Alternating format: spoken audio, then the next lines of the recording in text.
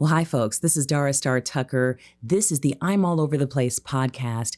I'm happy to be sharing with you another episode of The Breakdown from KJLH. In case you are unaware, I now have a radio show in LA on KJLH. And I've been doing some commentary on a lot of the issues that I talk about on The Breakdown, and I'm sharing those episodes with you here. This is allowing me to be consistent in sharing content with you. Make us a part of your schedule. Make the I'm All Over the Place a part of your weekly schedule. I really enjoy connecting with you in this way, and I hope you all are appreciating that these episodes are now coming weekly. Now, I will let you in on a little bit of a trade secret. You all are getting the extended cut. What I do for the radio, I keep that really tight. It has to be kept to a tight 25 minutes. Can't go beyond that. With you all, I don't have a time limit, so I'm including a lot of extra information, a lot of commentary for you all that I cannot include for the radio audience. So that's also the really cool part of getting to share this with two different audiences, sharing it on two different platforms. I go into much deeper detail about certain aspects of this conversation than I was able to on the radio. More of the historical context, I do more music samples. I love being able to do this sort of extended director's cut for you guys and really share the full episode as it was intended to be shared. And as always, there is a version of this podcast on YouTube if you actually want to watch the podcast. It's really just me sitting in a chair talking to the camera, not any earth-shattering visuals or anything like that. But if you prefer to do the YouTube version that has visuals, you can do that on my YouTube channel, youtube.com/Dara Star Tucker. I want you to do one thing this week for me if you can, and that is rate the podcast. Go to whatever podcast platform that you listen to I'm All Over the Place on and give it a rating. That really helps us to come to the attention of more listeners. It helps tremendously. I also want to remind you all about the Patreon. If you go to patreon.com/Dara Star Tucker, and I'll put the link in the description of the podcast, but that is one way that you can consistently support the work that I do. I am completely freelance as a singer and as a content creator. I love what I do, but it is not possible without the support of people just like you who are appreciating the content. So I want to encourage you all to become patrons if you can and rate the podcast. Those are two ways that you can support the work that I do. I'm so glad you're here. And without further ado, here is the next episode of the I'm All Over the Place podcast. This one's called Beyonce and Black Country. Hi there, folks. I'm Dara Star Tucker, and this is The Breakdown. Thank you so much for tuning in to The Breakdown here on KJLH. I'm so glad to be joining you once again this week to have conversations about the issues that matter. You can find me on KJLH's Instagram page at Radio Free KJLH. If you are not following KJLH on Instagram, I would encourage you to do that. Plug in and engage with KJLH in ways that are going to add value to the music and to the information that you hear on the radio. You can download the app, you can visit the website, all kinds of ways that you can get involved with KJLH outside of just listening on the radio. You can also get involved with what I'm doing at Dara Star Tucker on most platforms. That's Dara with one R and Star with two, except on Instagram, where I am Dara Tucker B, the letter B. I want to let you know that I may be coming to a city near you. I'm a singer, I'm a performer, and I also do a lot of instruction and informational things along with those musical performances. So I may be coming to a city near you. If you're going to be out on the East Coast or in the South anytime soon, check my website, darastartucker.com, to get more information about where I'm touring. I'm coming to Fayetteville on the 2nd of March. I'm going to Tulsa, Oklahoma on the 7th of March. I'll be in Nashville on St. Patrick's Day, March 17th. I'll be in D.C. on the 22nd of March, playing at Blues Alley, oldest jazz club in the country. And then I will be in Philly at South Jazz Club on the 21st of July. So I've got several shows in March, and then we skip ahead to July. I'm sure we'll be filling in more dates between now and then, but that's what we have on the calendar so far. Go to darastartucker.com or go to any of my socials and click the link in my bio, and you can find out more about my schedule there. I would love to meet you in person. If you are a KJLH listener or if you're a listener to the podcast, please come up and let me know because I love to talk to you all. So what are we getting into this week? We talked last week about the legendary Miss Nancy Wilson. I kind of want to shift the focus this week to one of our contemporary heroes, and that is Little Miss Beyonce Knowles from Houston, Texas, who, as a lot of you know, has released a country single. She's released actually a couple of country singles. And one of them is getting a bit of airplay on country radio. I say a bit of, it's getting a lot of airplay at this point on country radio. But I kind of want to talk about what Beyonce is doing right now in terms of her foray into country music and how that is being received by the country community and how some of these racial dynamics are playing out. I'm sure a lot of us have heard some of the controversial statements that have been made around Beyonce's country album. And we're going to kind of examine like how much of this, first of all, is media hype. Is there really a controversy? That's kind of one of the questions that I always like to start out by asking when I'm examining these so-called scandals or dust-ups that happen, particularly in the social media age. Some of this stuff is just downright hype. And maybe it is not as controversial as we have made it out to be. So how much of it is real? How much of it is manufactured? And then let's get to the why. Let's kind of ask some of those questions beneath the surface, because you all know when I talk about issues like this, I love to provide historical context and to help us kind of contextualize these issues and understand why we are where we are. Beyonce is an innovator. She's going to continue to innovate, but obviously nothing that she does happens in a vacuum. Everything has historical context. So let's jump into that. This ain't Texas. Ain't no hold 'em. As many of you all know, Black folks had a huge hand in the development of the country music genre in this country. So what's the big deal? Why is country music so white at this point? Why is this something that we are seen as being separate from? The categorization of race music and how Black people were sort of pushed into the corners in terms of the industry and were not allowed to really develop lucrative careers in the way that a lot of the white early bluegrass players and singers were. Radio segmented Black and white people off into two different corners, and the careers of those white artists who were doing what would have been hillbilly music at that time that developed into country music, the Carter family and many others, Bob Wills and people like that, were allowed to develop careers and actually support themselves and become known and sell records, where a lot of Black folks who were making folk music or they were doing blues music or where they were making what would have been country music at that time were relegated to race records that really were not promoted and they did not sell in the same way that those early hillbilly and folk albums sold. So there's a history there of Black folks being shut out of the industry and really ghettoized in a way that did not allow their careers to develop in the same way that white artists did. But then you still have this perception of white musical purity and Black folks kind of contaminating that genre. And we don't want to allow any of that outside influence when a lot of what they were doing came from what Black artists were doing already. They were taking all of these elements from Black music and then creating something that supposedly was their own and then shutting Black people out of it. So it really is a thorny, very prickly history there and brings up a lot of ill feelings, understandably, around issues of exploitation and cultural appropriation. This is deep stuff. And I have my own history with this thing. I've mentioned before that I lived in Nashville, Tennessee for 13 years. I moved there originally thinking that I was going to write possibly for the country music genre, or at least for Americana, which at that time was not nearly as huge as it is now. But country Americana has really been a huge part of my musical education from early on. I grew up with a lot of gospel and CCM, but I also grew up with a lot of Southern gospel, which is essentially Christian country music,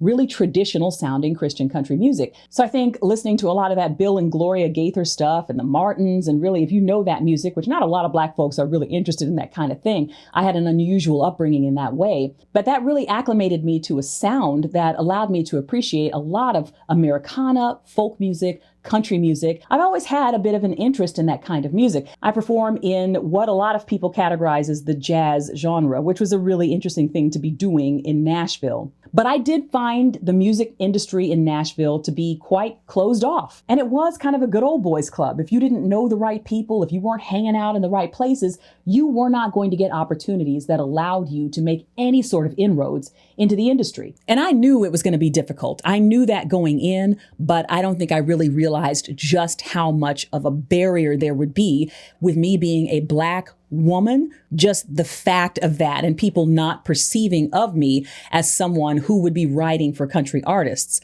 Not to say that it hasn't been done before, But you're really bumping up against some serious barriers, psychological barriers, not just industry barriers, but psychological barriers in the minds and in the hearts of people who are gatekeepers in that industry. So it became apparent to me after a point that I was going to have to write in this really formulaic way, which I was not interested in. I wanted to focus on my own artistry. So I did that, and I'm glad I did. But I say all that to say I have some history with this genre. I have some history with the industry in general. And so I approach this from a very specific point of view. Now, I will say too, as far as the music industry goes, it is all hard. It's all difficult to break into the music industry in any way, shape, or form. You have to assume that they just don't want you there. Just assume they don't want you. It's the same as breaking into acting or any part of the entertainment field.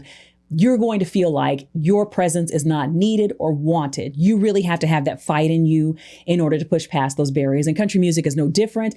As a Black person in country music, that is going to be multiplied tenfold. And you hear that consistently from a lot of the Black artists who have managed to break through in recent years. Not to mention that if you're Black, automatically people in the industry want to, I used this word earlier, they want to ghettoize you into very specific genres. You automatically are assumed to be R&B or hip hop or jazz or blues or some other genre that Black people are historically associated with. And again, with that history of race records, race music, and this music being pushed to the margins and to the sidelines, that is not just an innocuous categorization for someone to say, you are not country, you could not be country, you can only be hip hop or R&B.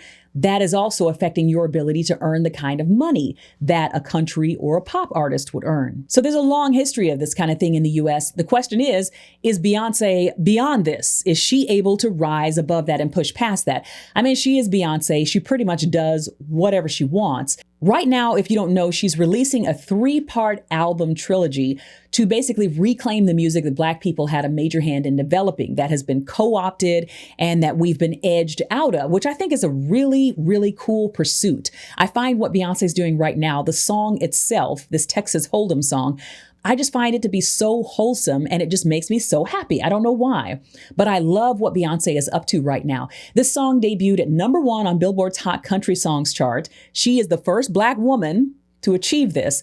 And I personally really like the song. I haven't listened to it a ton, but I'm on TikTok a bunch, as you guys know. And this song is huge over there. They're creating dances to it and they're doing the TikTok thing with it and they're blowing it up. Now, it's not an unfair thing to ask, is this country? Is this a country enough song to be on country radio? If there is resistance to playing the song on country radio, do they have a legitimate case? Is Texas Hold'em legitimately a country radio song? Well, as I said, I have a history of listening to and really liking a lot of country music. I'm not plugged into country music these days, but I stopped and took a listen to several country songs that are popular right now on country radio. And I'm going to play snippets of several of those songs, and you're just going to kind of take in the sound of what is happening right now. I'm going to play this for you, and you determine for me whether or not you feel that what Beyonce is doing right now with Texas Hold'em fits into the general musical landscape of what is happening in country radio, because that's a fair question to ask. So is she plugged in with the sound of country radio? Let's take a listen to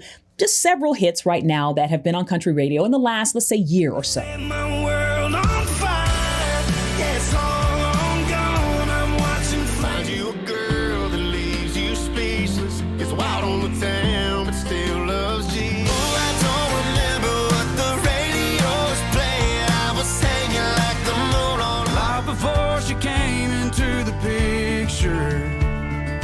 Brought the beauty. I can see you waiting down the hall for me. I can see you. But I got a beer in my hand, and I got it raised up high.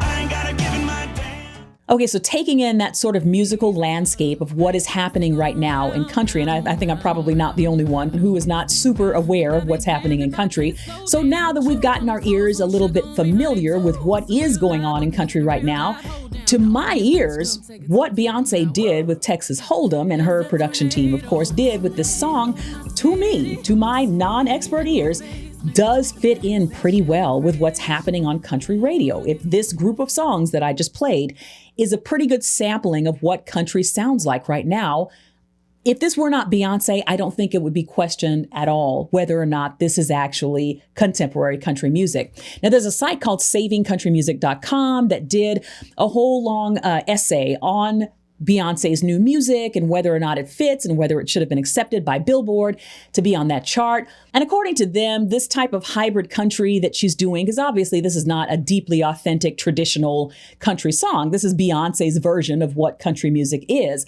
But according to them, this kind of hybrid country thing that mixes country with, I think they really meant hip hop and R&B, because we were hearing a lot of that several years ago. But according to this blog, savingcountrymusic.com, which is a pretty popular country music blog, a lot of that mixing and melding with R&B and hip hop music with country is not happening as much right now as it was even a few years ago. Even according to Rick Beato, who's a really popular YouTuber who talks a lot about music, not specifically country music, but he talks a lot about music in general. He looked at a study that talked about how much R&B and hip hop are being featured even on top 40 radio. And that ratio has gone way down in the last few years. There's a whole lot more guitar. There's a whole lot more rock. There's a whole lot more country that's being featured, even with pop music. The influence of those 808 beats and that Atlanta sound, the hip hop, the R&B that seems to be dominating the charts right now is actually becoming less and less popular. So that may be some of the resistance that we're hearing to Beyonce's song being played on country radio. We've always had country music that was crossing and mixing and mingling with pop and with rock. Harper Valley PTA comes to mind from 1968. Well, her daughter came home one afternoon and didn't even stop to play. Dolly Parton's 9 to 5. Working 9 to 5, what a way to make a living. Ode to Billy Joe, Bobby Gentry. Hey, Billy Joe McAllister jumped off the Tallahatchie Bridge. They were all on the country and pop charts at the same time. And the way I see it, a lot more Black artists should have been able to occupy the country and pop and R&B charts at the same time. Someone like Tina Turner, to be honest, comes to mind. I think Tina Turner very easily could have made inroads into country music, but people just didn't see her that way. Tina Turner is from Nutbush, Tennessee. How much more country can you get than that? And the same with Lionel Richie. He did have 3 Times a Lady that he did with the Commodores, but if you listen to a lot of Lionel Richie's music, it is very soulful, but a lot of it's country at the same time. Sail on down the line about half a mile or so. Easy Like Sunday Morning, that could have easily charted with country music. That's why I'm easy. The Commodore song Still, same thing. And Lionel Richie, of course, famously wrote for Kenny Rogers. He wrote his hit called Lady. Lady. And while we're at it, Dobie Gray's Drift Away.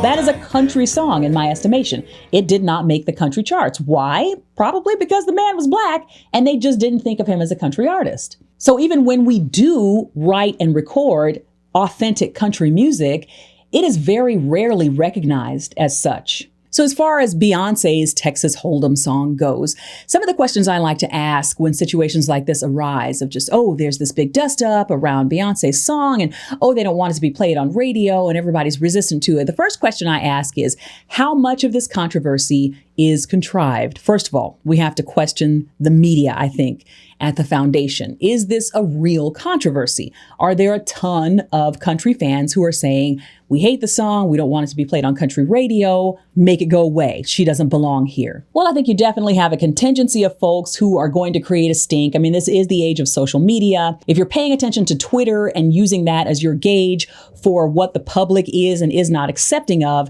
you are always going to find a certain element of controversy. But I think Beyonce's career is strong enough at this point, especially with the Beehive going into action in the way they did.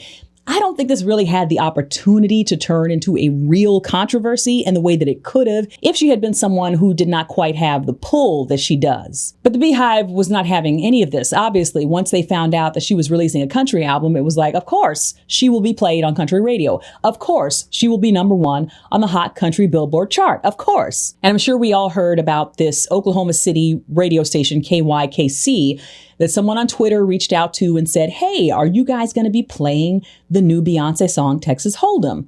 And they wrote back and said, this is a country station. We don't play Beyonce. And of course, once this hit Twitter, the Beehive went into action and the station was pressured into putting her music on their radio station. Now, for the record, they did say that whoever responded to the email didn't realize that Beyonce had country music out. They thought the person was just generally asking, like, hey, are you going to play some Beyonce music? Supposedly, they didn't know that Beyonce had a country album out. So they rectified it once the Beehive did their thing. Now, whether or not stan culture has a positive impact on our society, that is a question for another day. But Beyonce's fans did what Beyonce's fans were going to do, and within a week of its release, it was debuting at the top of the charts, as we all would have expected. Now, I'm sure that we've also heard about the comments that Bo Duke made. I think it was Bo and not Luke. I used to have a crush on Bo Duke. He has turned into such a disappointment. Anyway, John Schneider is his real name. Bo Duke from the Dukes of Hazzard made some comments, and he's a country singer himself,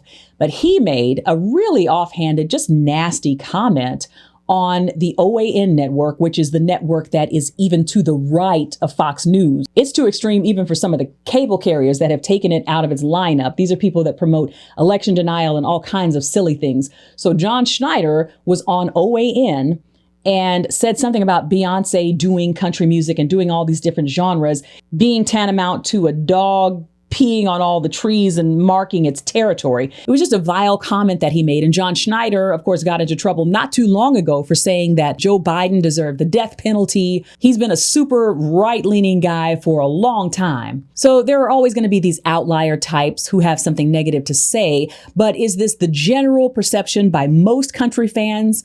I haven't really heard these kinds of comments come from just typical country music listeners. From my point of view, again, being a musician and having dealt with the music industry to some degree, I already come into this understanding that breaking into a genre that you normally don't make music in, there's going to be resistance already. That's already an uphill battle. Her being Beyonce means that she can pretty much do whatever she wants. But gatekeeping in any genre is a very real thing. If you want to be taken seriously, they want to know that you are committed to this music. You're not just playing dress up. You're not just slumming. You're not just here to take what you can and leave and move on to your next thing. So I think part of it is that. Part of it is just, this is a pop music queen, an R&B music queen. She's not authentically country. She doesn't take this seriously. She'll be done with us once this album is over. But I can tell you, even with the genre that I'm a part of, which is jazz, if you are perceived as someone who is just playing dress up with the music, that is generally looked down upon. And if you're mixing that music with other influences while you're doing that, then be prepared to get some pushback. But I can tell you from personal experience,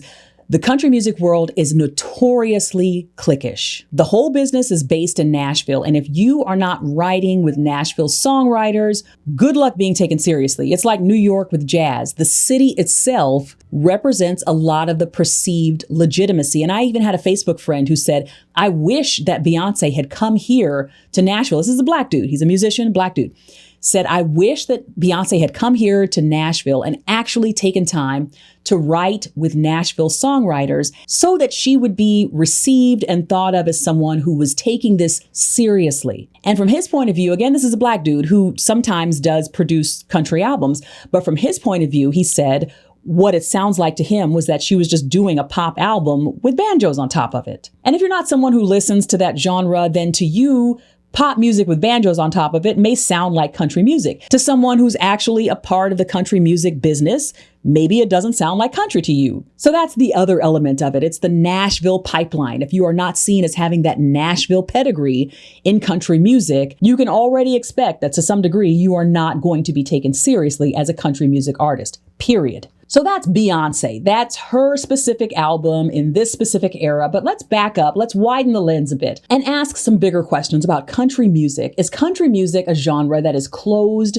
to black artists? Is country music a racist genre? Well, as we know, black artists were at the heart of the development of hillbilly music, of country music. It would not exist without black people. And Ken Burns, I think in his documentary about country music, which I haven't seen in several years, but he did a really good job of pointing out the fact that people like AP and Maybelline Carter were mentored by a black man named Leslie Riddle, who taught them how to play guitar.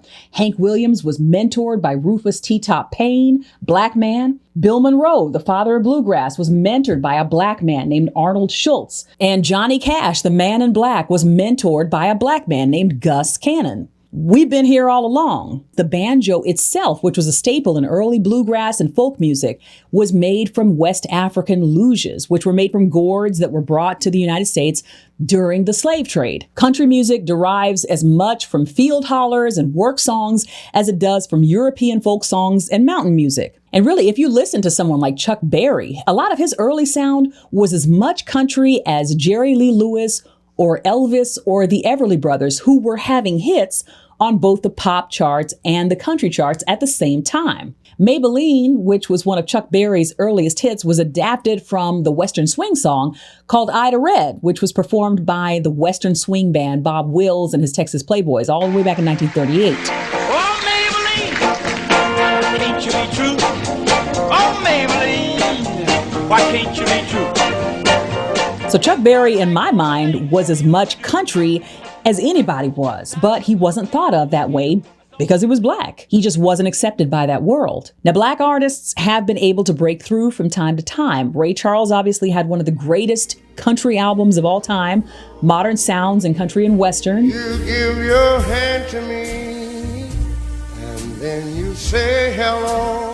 It was a groundbreaking album, and he's obviously one of the very few black folks who's broken through and has made any sort of mark in the country world. But of course, he was on to being Ray Charles after that. He did not stay in that genre. He went on and continued to do his soul music. Charlie Pride was really the first legit black country superstar. Kiss an angel good morning and let her know you think about her when But after him, you really have to wait another 30 years or so before Darius Rucker is able to break through. rock me, mama, like a wagon wheel. Rock me, mama, any way you feel. And now, of course, we have people like Jimmy Allen and Kane Brown and Mickey Guyton I'm better than you left me. I'm better than that are gaining success in the country music world. But really, those successes are only happening because country music has been criticized for so long for being so white. And they know it. They are trying to rectify it slowly but surely now. I have a friend named Wendy Moten who has a long and illustrious career singing background for all sorts of people. She had a pop music career back in the 90s. She was on The Voice recently, and she has launched a career as a country singer. And no matter what the world may say, no, you can't give up. No, you can't give up. And she's working with Vince Gill and some others, but it's been an uphill battle for her. And of course, like I said, music industry, period, is an uphill battle. But even having the backing, as Wendy does, from someone like Vince Gill and having sung backup for people like Winona Judd and Blake Shelton, she still has an uphill climb ahead of her. Now, I want to point out that black artists have always had a place in country adjacent genres like blues, soulful Americana, traditional gospel. You're talking artists like the Blind Boys of Alabama, the Fairfield Four, newer artists like Yola,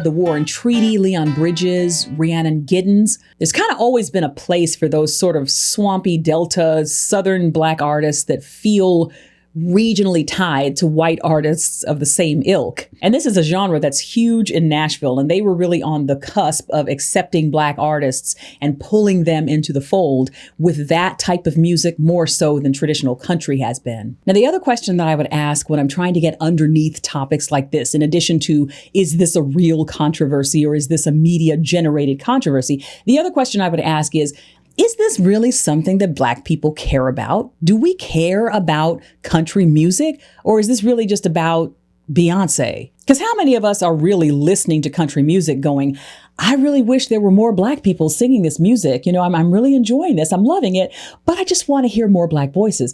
I don't think a lot of us are listening to country music. Is it because there are not more black voices for us to listen to? Maybe so. I do know this about us. I know that we tend to innovate and move on. Black people tend to innovate and move on. White folks are latching on to things that we were doing 10, 20, 30, 40, 50 years ago. For them, it feels fresh. They feel that they are innovating. They're having all the fun in the world. But black folks were doing that a long time ago and have moved on to innovating something new. With jazz, same story. With rock, same thing. With country, with blues, All of those genres that were vilified when black folks were doing them, as soon as we moved on to something else, then they were gentrified and suddenly they became acceptable to the mainstream. It's a pattern. It's been going on since popular music began in this country, and I don't think it's going to change. As resistant as a lot of us are to some of the newer music that's being put out there right now, black folks are still at the cusp of innovation, of what is happening right now in music. And a lot of the things that are being put down right now as being trashy, as being corrupting influences on the culture, all of that stuff is going to be taken in 5, 10, 15 years.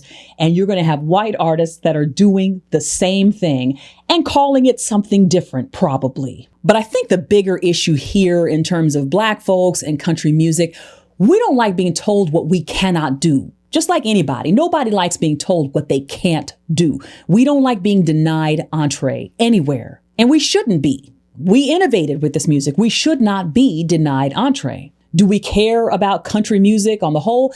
Some of us do, but I think largely a lot of us have moved on. We're not really listening to country music like that. But I think fundamentally what we want is the right of return.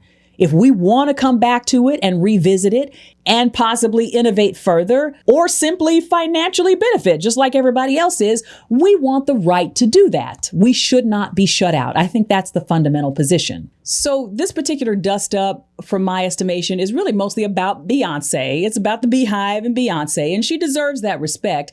It's not really about black folks' desire to just dig in deep to country music. I don't think most of us really have that desire. Most of us probably won't be listening to a ton of country music when Beyonce's off the charts, even to listen to more black artists, probably not even to listen to Mickey Guyton, who's another black woman that's making country music right now, or Kane Brown or Jimmy Allen. A lot of black folks don't even know or care who they are. We just don't want to be shut out. There is no reason that we should be shut out. That's the bigger issue. This cross-pollination of country with other genres is nothing new. Beyonce is not doing anything that hasn't been done before. Linda Ronstadt had a couple of country hits in the 70s, and she was kind of a pop rock queen. She did It's So Easy. It's so easy to fall in love. It's so easy to fall in love. And she did Blue Bayou, which is one of my favorite songs, but both of those songs charted in country music. I'm going back someday. Come what may to Blue Bayou.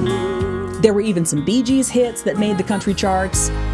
Lay your troubles on my shoulder. Tennessee Ernie Ford, all the way back in 1955, did a song called 16 Tons. You load 16 tons. What do you get? That song charted on both the pop and the country charts. A lot of Elvis's stuff, a lot of the Everly Brothers stuff, a lot of that early rock stuff was charting on both pop charts and country charts. This is nothing new. But when black artists do it, when the genre that it's being mixed with is R&B or hip hop, it is going to be judged by a different standard. It's going to face a higher level of scrutiny just because it's a black artist. And this harkens back to some real old school racism, black music being seen as a contaminant to the purity of white morals. I ran across this clip of some white folks back in the 50s describing the corrupting influence of black music. They are saying the things that these new school racists can't say. It's kind of refreshing almost, because these new school racists have learned how to house all of their racism in this politically correct language. You know, I don't see color and we're all the same. I don't care if you're black, yellow, red, purple, or what. Listening to old school racism is almost refreshing. But this is a lot of where this stuff is coming from. This idea of the purity of white morals being corrupted by these contaminants from black culture. We've set up a 20-man committee to do away with this vulgar, animalistic, negative rock and roll pop. Our committee will check with the restaurant owners and the cafes to see what bebop records is on their machines. They'll play the record and then just use their judgment in whether they should come off or not. Asa Carter of Alabama organized the boycott on bebop. We consider it a plot to undermine the moral standard of the Anglo-Saxon race and place him on the level with the Negro. But I know that I shall not contribute money by purchasing of products from any man, white or black, who is contributing to my knowledge to the integration, the degradation, and the mongrelization of the white race. So we know what we're dealing with here. Whether Beyonce putting out this country album helps other black artists in country music, I kind of doubt it. I kind of doubt it has that effect. I think it's going to help Beyonce, which is great. Is this really about black people in country? I don't think it's really going to necessarily answer any of those larger questions, but it does spur on conversations like this, where we can start talking about the history of black people in country music. We have always been there. We were innovators in this genre. We are going to continue to innovate, and Beyonce has every right to be doing what she's doing. She's a trendsetter. Everything that she does is done at such a high level. If she's making a country/R&B album or /pop album, it is going to be one of the most amazing country/R&B albums that has ever been made. That much we know. But I think one of the most positive things that can come out of this is that we're able to have conversations like this, where we reaffirm our connection to the music that has built this country. We have been there all along. We are still there innovating, and we are not going anywhere. Thank you all so much for listening. I am Dara Star Tucker. That's Dara with 1 R, Star with 2. You can find me on all social media platforms under Dara Star Tucker. On my Instagram, I am under Dara Tucker B. You can share these episodes with your family and friends and continue to have conversations about the issues that matter. Thank you so much for joining me on this week's episode of The Breakdown. I'm looking forward to seeing you next week. And until then, let's learn to shout.